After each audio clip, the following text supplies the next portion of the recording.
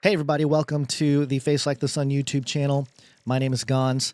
We recently interviewed Zoltan Istvan, who is a politician, but he's also a transhumanist. He's the author of the book, The Transhumanist Wager, and he's been talking about AI and transhumanism for a long time. He's one of these guys coming at it from a secular point of view, and we've talked about him over the years a lot on the Face Like the Sun YouTube channel, the Canary Cry radio episodes, as well as the Canary Cry News Talk episodes, because in 2016, he created the Transhumanist Party, which is a political party.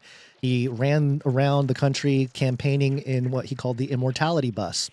And he was basically trying to get the word out about transhumanism. And then in 2018, he ran for governor of California under the Libertarian banner. And I don't think it went too well for him, especially California being pretty much a one-party state. And then in 2020, he ran for president against Trump as a Republican.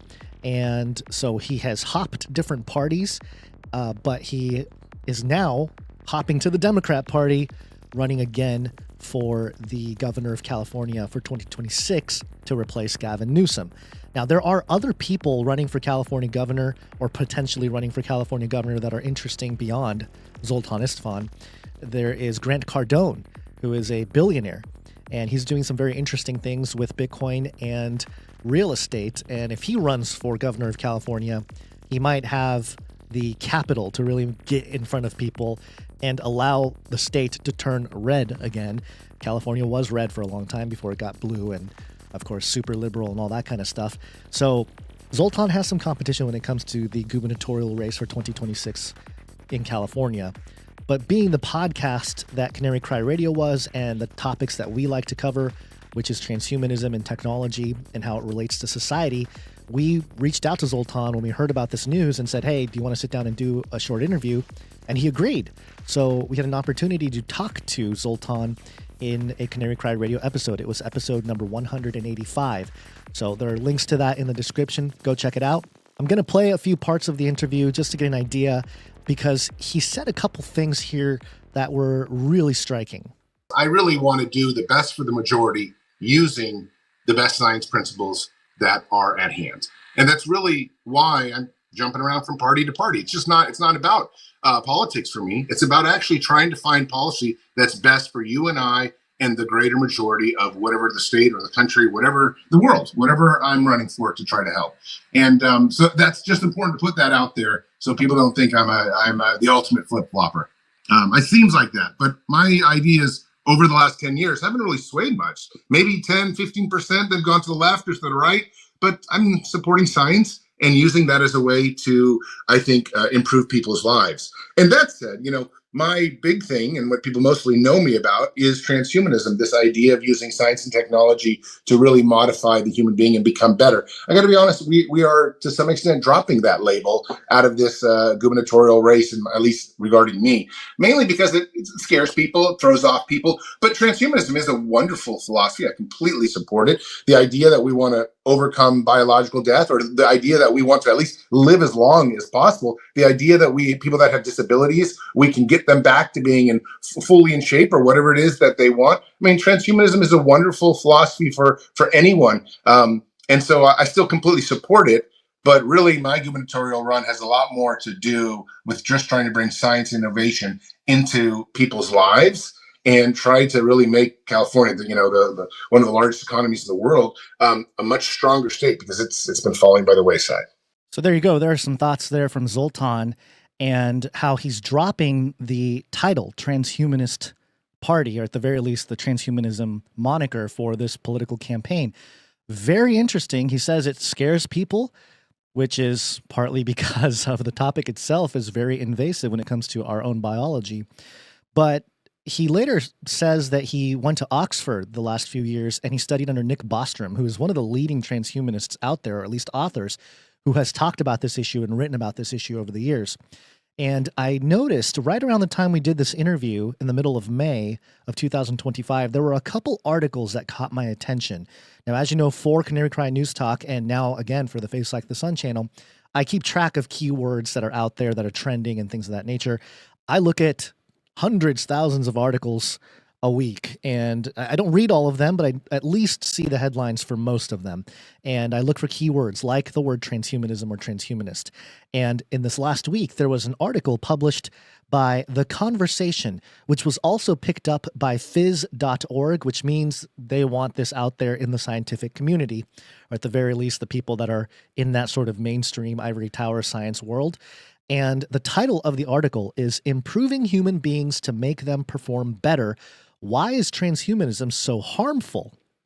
So this is the mainstream media outlets basically pushing back against this word transhumanism and what it means. So let's read a little bit here because I think it'll give an insight as to why Zoltan is dropping that title transhumanism, at least politically. It says here, the goal of transhumanists is to improve human beings so they will perform better. In doing so, they contribute above all else to creating people perfectly suited to capitalism. There it is. That's what this redefining of how transhumanism is a supercharge for capitalism is new. It's very interesting. I continue in the article. It's important to step back and take a critical look at this movement through the lens of sociology, which is what I studied in college. Why? Because transhumanists seem less interested in promoting any kind of evolution than in radically renouncing politics. That's where the problem lies. Transhumanism emerged in the early 1900s in the United States. The term refers to an influential movement that unites a diverse group of entrepreneurs, researchers, and philosophers who share the same ambition, using technological and biomedical advances to improve human beings' physical, intellectual, and emotional performance. Their ultimate goal is to reach a new stage of our evolution where human beings will live forever, free from all forms of biological determinism. And then it gets into some of the wilder claims of transhumanism, how we can live for hundreds of years. They quote Yuval Noah Harari, which hopefully if you're watching this and you're interested in this topic, you already know who he is. And it says here, behind the grand rhetoric and hype of entrepreneurs in Silicon Valley, the birthplace of the movement, we need to question both the meaning and the social and political implications of transhumanists' promises. As a sociologist, political scientist, and university professor HEC Montreal, I have been working for many years on this movement. I've written 3 essays that defend a critical perspective and invite us to distance ourselves from what I call spectacle transhumanism. The central risk of transhumanism, as my research shows, is how it can depoliticize our imaginations. The ideal of the enhanced human suggests a future of alienated humans adopted to the capitalist world. Transhumanism abandons any political questioning of this world or its harmful effects on the planet, on humans, and on all living beings. Rather, the movement questions humanity itself, which it understands as an inadequate species of being. So what he's saying here is that one of the problems with transhumanism as a political movement, at least currently in this era of quote-unquote capitalism, although one could argue that we are in some kind of neo-dystopian economic model where it's not quite capitalism, it's definitely crony capitalism, but it's also a type of socialist or even communist type of system, depending on how you look at it. A lot of these words have lost its pure meaning, at least from the 20th century, because of technologies facilitating a different type of economics all around the world. And of course, cryptocurrencies and Web3 has a big part in changing all of this as well as we move into the future. But the idea that transhumanism in the current form, in the context of capitalism, is bad it's almost like a perfect rebranding of the left. The left has lost the culture war. Everybody knows that right now. All the comedians make fun of the left. I mean, they make fun of Trump too, but it's more in line with just having fun, making fun of his gestures and the way he talks and his caricature more so than the substance of his character, I would say. So we live in a different time now from a few years ago when it comes to that stuff. So now we have a Democrat party, a leftist party that is void of any kind of morals, that is void of all kinds of support, of common sense, all these things. So how do they rebrand? How do they come back? Well, the topic of transhumanism is on the table. However, in the current form, it may not work because it is actually the techno-populists, the techno-conservatism that I talked about years ago. There's a video on this channel. Just go look it up, techno-conservatism.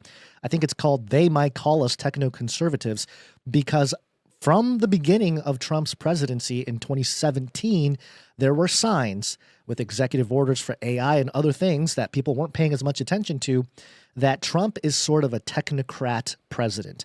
He likes the tenets of technocracy, which were presented in the early 20th century. And seeing that transhumanism, that movement came about at the same time, it's almost as if the Trump party is a pro-transhumanist party. You can call it technocrat, which we asked Zoltan about. He kind of pushes back against the title technocrat, but and you can listen to that in the interview itself. I'm not going to play it here, but in essence, there is this idea that is presented in this article and others, how transhumanism in its current form will not work because underlining the capitalist movement is this idea that humans are not good enough or humans are flawed, which is very fascinating, isn't it? Because it's true that humans are flawed. That is a biblical perspective, by the way, that we are fallen in sin. It doesn't and shouldn't define us, especially people who are in Christ. We are made new in Christ. We're a new creature. We're reborn. All these things, when we're baptized, when we declare Christ as King and Lord and Savior of our lives, something changes. So our identity changes. But when it comes to the secular world, especially in politics, there's a rebranding, I believe, that's taking place with the Democrat Party, and it potentially has to do with transhumanism, although they may not call it that moving forward. The article continues here. The ambition to transcend the human condition, which is fundamental to transhumanism, is based on a belief deeply rooted in the history of the movement that human beings are deficient. Now, here's where they push back. If transhumanists think humans need to be improved, it is because they believe humans are flawed. English philosopher Max More, one of the pioneers of the movement, best expressed this disparaging view of the human condition in his famous letter to Mother Nature. Quote, "Dear Mother Nature, no doubt you did the best you could. However, with all due respect, we must say that you have in many ways done a poor job with the human constitution. What you have made us is glorious, yet deeply flawed." End quote. And then it continues, in order to correct this supposed original imperfection of human beings, transhumanists wish to use new technologies to modify their quote-unquote nature. In the mind of transhumanists, the very survival of the human species is at stake. They believe the deficiencies of human beings have been intensified by modern societies where the pace of technological acceleration is rendering our bodies and minds obsolete. So human beings have no future unless they agree to optimize themselves biotechnologically. Quote, "If by some miraculous consensus the entire human species decided to reject progress, the long-term results would almost certainly be its extinction," end quote, declared Austrian robotics expert Hans Moravec. And it continues to go on. Based on the premise that human beings are the problem, this type of discourse helps to absolve capitalist industrial civilization of any responsibility for the contemporary political, social, and ecological crisis. Transhumanists do not believe in questioning the social and political organization of our world. In this case, the capitalist world and its imperative of growth and overcoming all limits, human, living, and terrestrial. Instead, they believe human beings in the flesh must be questioned. So here we have this disagreement where a lot of people, especially in the mainstream or the legacy ivory towers, the scientific dictatorship, the old New World Order as opposed to the new World Order, whatever you want to call them, the mainline, they are starting to see transhumanism as a real topic, but they see it as flawed in its current form because it presupposes that humans are not good enough. Now, ironically, the progress of AI, the progress of robots, all these things show or highlight the flaws of humanity. On Canary Cry News Talk for years now, but about 10 years, we've been following the development of robotics. We call it the Flippy Update, and basically we've been following robot arms in general, but also just the entire robotics industry. And we have watched the news articles from big institutions to small ones. All of them talk about how robotics is going to help us. We're going to come alongside robots. They call it cobots, co-human, co-robot. We're going to work together. It's not going to be robots taking over, all this kind of stuff. At the same time, a lot of these CEOs started saying, hey, look, my robots don't complain. My robots don't get tired. They don't care about overtime. They keep working. They might break down, but they just keep grinding. And that's maybe more beneficial for certain type of businesses. And so in that sense, as a CEO of a company, you have to make decisions. Do you stick to your human employees, which are flawed, which are slow, which need rest, which need food, all these things? Or do you go the robot road, which may cost more upfront, but ultimately will save a lot more money for the company because you just have a robot or a machine doing all the production work?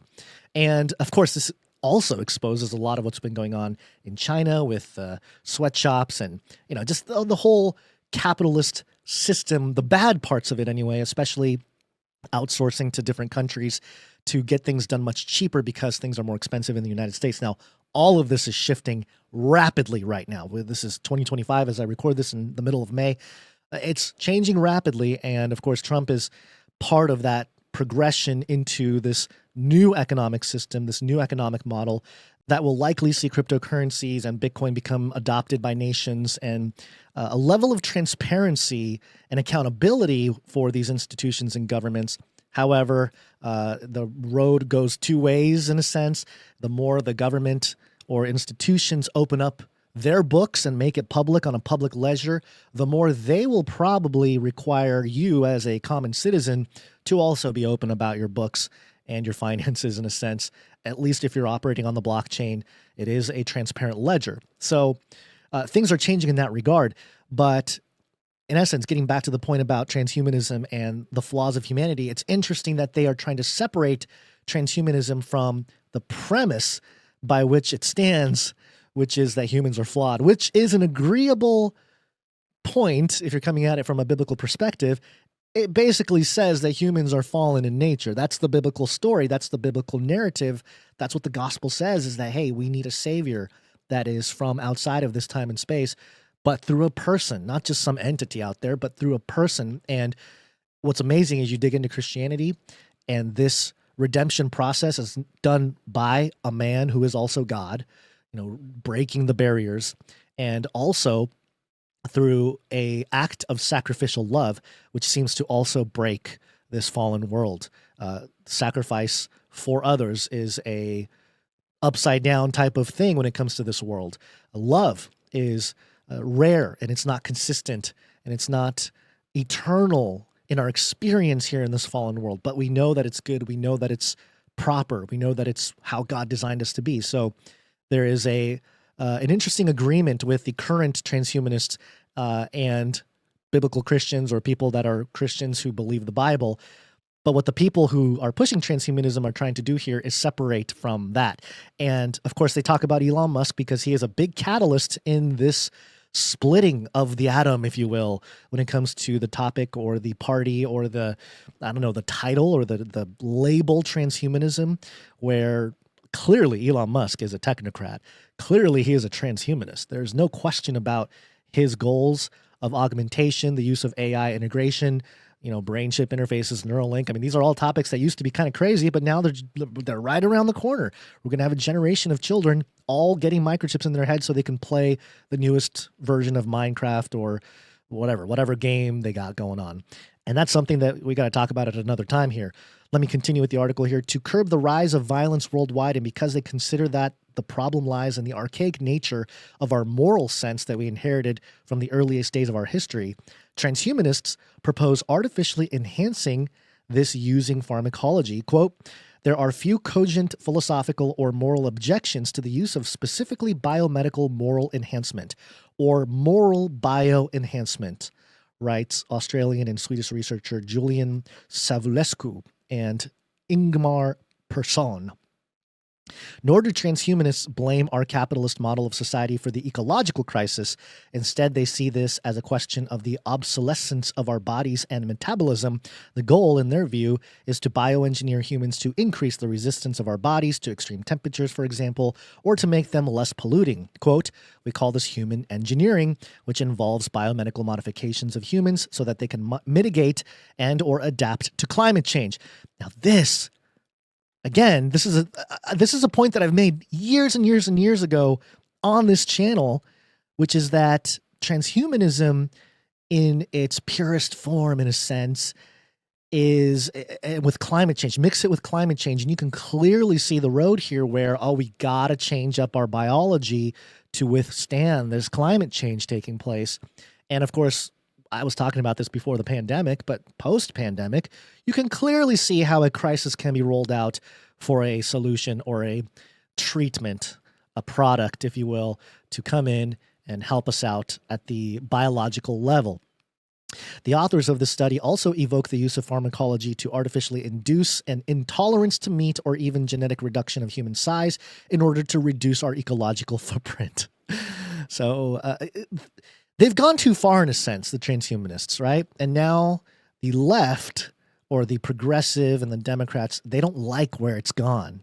And they know that people are not going to buy this topic the way it's currently presented because a lot of people, turns out, have a little bit more of a conservative worldview. Change human beings or get rid of capitalism. This is where the rubber meets the road here. When we look at transhumanism from a critical sociological and political philosophical perspective, oh my goodness, whoa, it makes my head spin. What is that? Critical sociological and political philosophical perspective. It's clear that the main risk it poses is not so much that its promises will be fulfilled. Really? The real risk is that its promises will blind and distract us from what is essential, the political, social, and ecological urgency of changing our relationship with the world. And he continues here. Our capitalist model of a society based on exponential growth is literally untenable, and the pace of acceleration is unlivable. Never mind, transhumanists say, let's just enhance humans and their performance. Let's upgrade them and accelerate their bodies and minds. From this point of view, transhumanism is anything but a revolution. It is precisely the opposite, a formidable machine for depoliticizing and legitimizing the system. No way! The left, the mainstream media are seeing transhumanism for what it is. The real imperative is not to modify human beings to adapt them to the system. On the contrary, the currents of degrowth, political ecology, and ecofeminism invite us to radically question this inhumane and ecocidal model of society. We either bifurcate by changing our political trajectory and establishing a completely different relationship with living beings, or we adapt with the help of technology and human engineering to survive the increasingly degraded living conditions of a Of a Capitalocene. I don't know what that is. That's the choice society faces today. So some big words there and some big ideas here, but what it comes down to, what Nicholas Davidek, I don't know how to say that name, the author of this article, what he's saying here is that transhumanism in its current form is just going to mitigate the problem of capitalism, and it almost undermines the fundamental issue of capitalism. And so the question for him is, do we change the system, or do we just adapt to this bad system of capitalism? Those are the two roads that he sees. So I find it interesting that Zoltan dropping the title or the name transhumanism, I think, has a lot to do with this, because I know Zoltan in Transhumanist Wager, you can read it, he's more in line with the Nietzsches and more the socialist and even communist type of ideas in the technological sense, but he doesn't like the label technocrat, really. So it's an interesting thing. And not only does he drop the moniker of transhumanism here, but he also says that he has done a 180 on AI. We're going to have all these humanoid robots, hopefully in our houses, maybe 2027. In fact, one of my big campaign promises is I'm going to put a 5-foot humanoid robot in every household in California to do dishes, to wash your clothes, to drive your kids to soccer practice, to guard you at night, to babysit, to whatever it is. We could save ourselves a dozen hours a week, maybe more. I mean, this is like having a maid.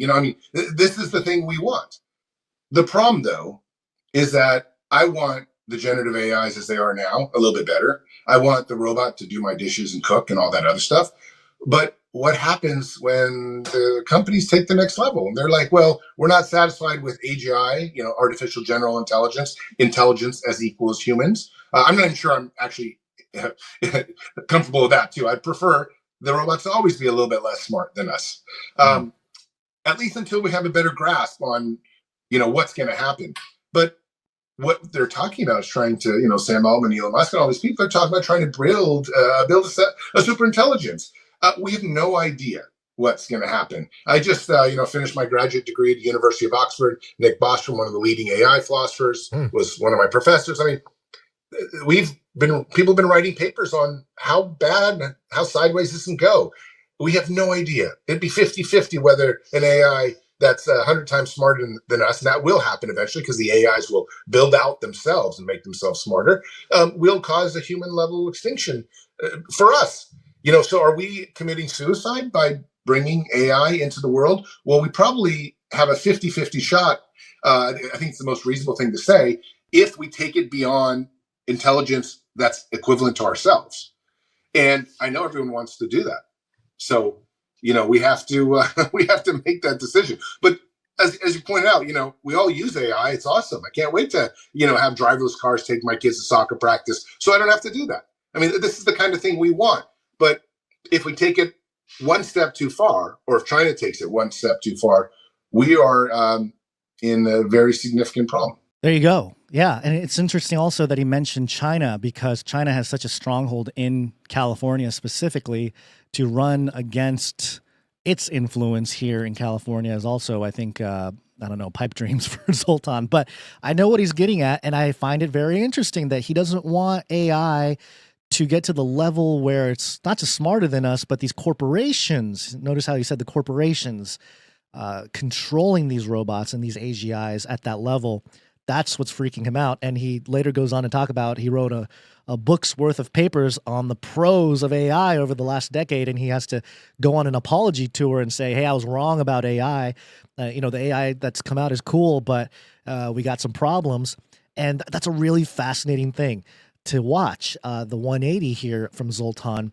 So I think he's on track with the political discussions that are going to take place in this country and the world when it comes to AI, AGI, robotics. And in some sense, he's been early to the topic of transhumanism and technology, as people like you and I watching, as we were to the topic. At least, we were coming at it from a biblical or eschatological perspective, or at least I was for this channel, because I saw such rapid change in technology. And looking at the trajectory of where it's headed, it just seemed like there's a lot of eschatological implications. And what's fascinating for Zoltan, not being a believer, is leaning into the human side. He sees the fork in the road, AI or human, and he leaned human, which is surprising for a transhumanist to do. But he'd like to see AI regulated and still under the control of humans, because there are a lot of smart people who are looking at this topic of AI and robotics. And we haven't even talked about quantum. I think quantum computing, the hardware side of things, can absolutely revolutionize all of robotics and AI, and add to it blockchains, and you have living organisms. You literally have artificial living organisms that are sentient and embodied. I talk about that in Age of Deceit 4. Go to my X account at FaceLikeTheSun. It's pinned to the top there. I will publish the full documentary here on YouTube soon. But so a lot of changes here, a lot of things evolving in a sense when it comes to this topic. And I go back to the interview we had with Dr. Hugo de Garis many, many years ago on Canary Cry Radio. And I bring it up often because I think his insights were so good when it comes to how this might play out in the 21st century. And so far, he's been right.